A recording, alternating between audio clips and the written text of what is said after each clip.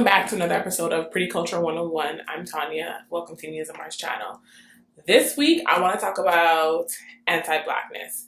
I feel like I keep mentioning it in all these different videos, and so there might be folks who are like, well, what is that though? Like, I don't understand. And I think that it's, I wouldn't even say it's a new term really, but I feel like it's a fairly new popular term in terms of what people are discussing and language that people are using. So it's worth it to really explain it. And I feel like I want to focus this on beauty because it's what we talk about here, beauty. So you could Google anti-blackness and you'll have a wide range of areas that folks will talk about it in. But for today, just note that there's lots of different forms, but today we're talking about beauty. And in a nutshell, what anti-blackness is, it's a term used to talk about racism. So in case you don't know, when we talk about racism, we're talking about racism on a systemic level. Racism that happens on a systemic institutional level impacts racism that happens on an everyday level from individual people. But more times than not, we're talking about the institution and system of racism as it is.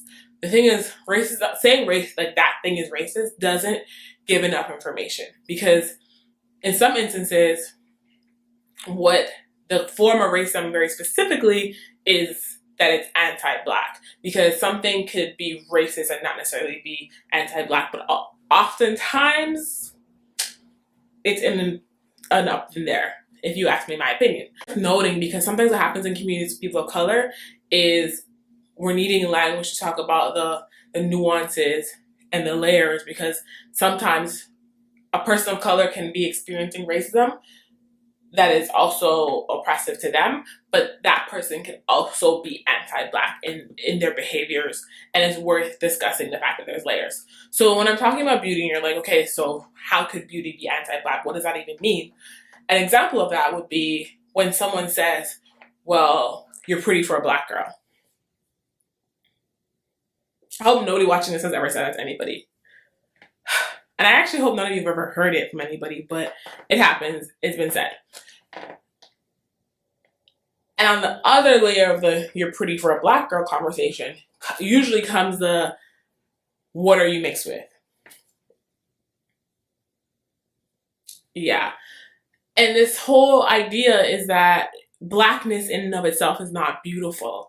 It's the assumption that if a person is black and fully black, that they cannot just be beautiful, and that beautiful person needs to attribute their beauty to something outside of their blackness, that it's because they're mixed with X, Y, and Z thing, that is the reason why they're beautiful. That is anti-black. This idea that people have that there's something inherently wrong or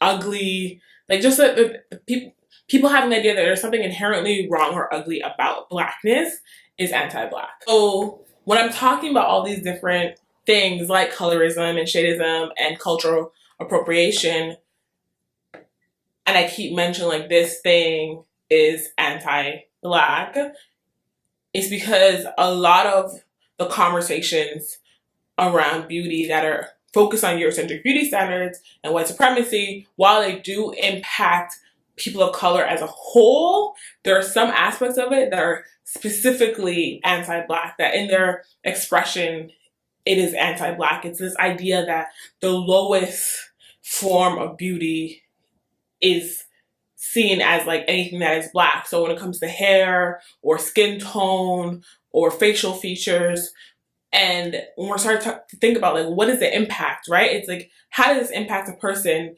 who may have grown up their whole entire life with large lips? And then all of a sudden, it's like the in thing to have big lips. And people are going to figure out ways to make their lips bigger, while the people who have had big lips their whole life still ain't get no love for it, you know?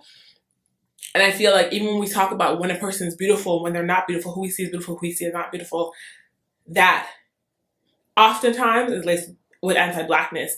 And you see, the thing about it that makes it really tricky is some of the ways that we understand beauty, even as Black folks, have been impacted by anti-Blackness. I think it's interesting to see who gets likes on social media. I think it's interesting to see what celebrities we think are beautiful, what celebrities we think are not beautiful. I touched on this in the video about like colorism and shadism, but I feel like it's even worth it to mention. I'm gonna just throw Jay-Z out there. I think it's worth it to mention Jay-Z because like people talk about all the reasons why Jay-Z is not attractive.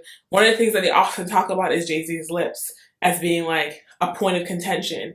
And it's just like, why do we think that is not beautiful? Like, how do we understand beauty? What do we think is beauty, you know? And I feel like when we think about what are the impacts on a day-to-day basis, a part of those impacts is people's mental health, people's spiritual health, people's self-esteem, people's confidence, people's sense of self. In Toronto, and we saw 2 Black women crying on complete separate occasions.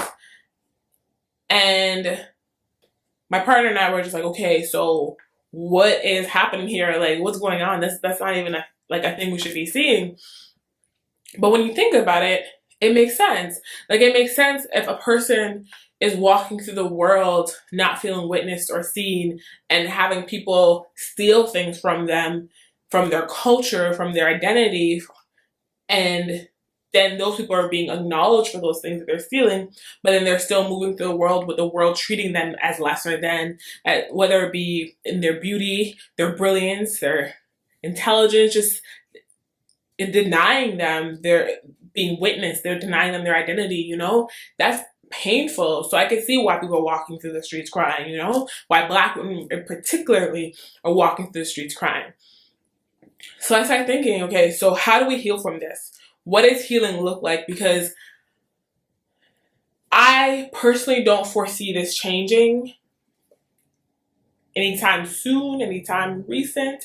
So I started thinking to myself, how do I protect my energy? How do I care for myself in the midst of this, you know? Because, of course, as a Black woman, I deal with it too. As a Black woman, I deal with anti-Blackness and through so many aspects of my life, whether it be as an artist, an entrepreneur, just as a human being, you know? So one of the things I feel like is important for my mental health, my spiritual health, my heart, is to really carve out spaces that are Black only spaces. And that's so that I don't have to worry about being Black for a moment. I can just be. I don't have to worry about that contrast of and tension and conflict of trying to explain my experiences, my stories to anybody else. I can just show up in a space and be like, I'm here, and be human and simply be just for a moment. So I feel like that's been really helpful for me, is in the time I'm spending with my loved ones, is to really carve out that space and be like, this is our space right now. And my hope is that it's healing for me and also people around me, that it's a space where we can be witnessed and seen. Something else I do that I feel like is really important to me is when I'm walking down the street, I actually try to really acknowledge intentionally Black folks, you know? I try to look people, Black people specifically, in their eyes and say good morning, good afternoon, you know, and just acknowledge them and like let them know they're witnessed, they're seen, they're loved. And I feel like it can just be a smile, a head nod, a hello, like something, but just to see each other, because I think a lot of the pain is walking through the world and either being assumed to be lesser than or be doing something wrong, or not seen at all. You know, that moment when you're walking on the sidewalk and there's 2 people there and you always feel like you gotta step aside, and like it, because people just legit will walk into you, like they just don't see us sometimes. And I feel like it's difficult and it's hard and it's shitty. And the way that I deal with it is by, in my own life, being like, I see you. Every time I see a Black person, I'm like, I'll make sure you know I see you. I'm curious from y'all, like, what are the things that you do? How do you navigate anti-Blackness in your daily life? How do you navigate it, particularly around beauty and identity and image? And what conversations are you having with people in your life, you know, to deal with that? Comment below, what are the things that you do in your daily life to heal from anti-Blackness? Thank you for watching. I know that this topic may have been one of the more sensitive. I feel like everything we talk about is vulnerable and sensitive though. For real, like I feel like we We family now, right? Check out the videos from before if you haven't seen them yet, so you can catch up. And stay tuned for our next video. We're gonna talk about black hair. I feel like it's definitely something we need to talk about. If you haven't yet, please subscribe. Thank you for watching. Peace. Stay beautiful.